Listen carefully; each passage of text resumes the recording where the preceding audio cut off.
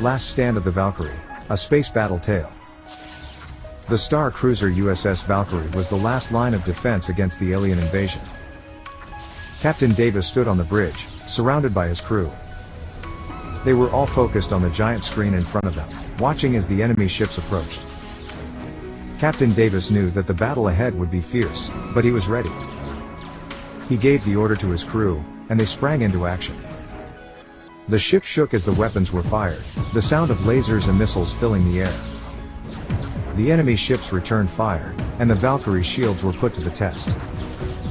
The ship rocked as the shields absorbed the enemy's attack. Captain Davis knew that they couldn't take much more of this. He had to find a way to outmaneuver the enemy.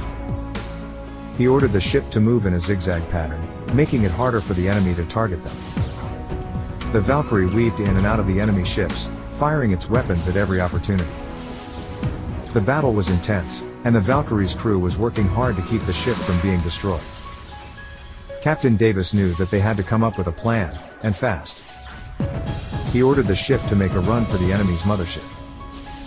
It was a risky move, but Captain Davis knew that it was their only chance. The Valkyrie flew straight towards the mothership, dodging the enemy ships as it went. The enemy ships followed, firing at the Valkyrie as it approached.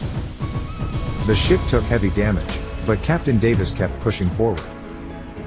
They were almost there. The Valkyrie crashed into the mothership, and the impact was enormous. The enemy ship exploded, and the surrounding ships were destroyed in the blast.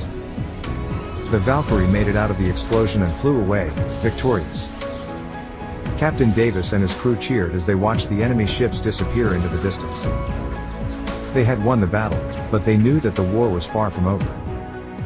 They would continue to fight, to protect their planet and their people from the alien threat.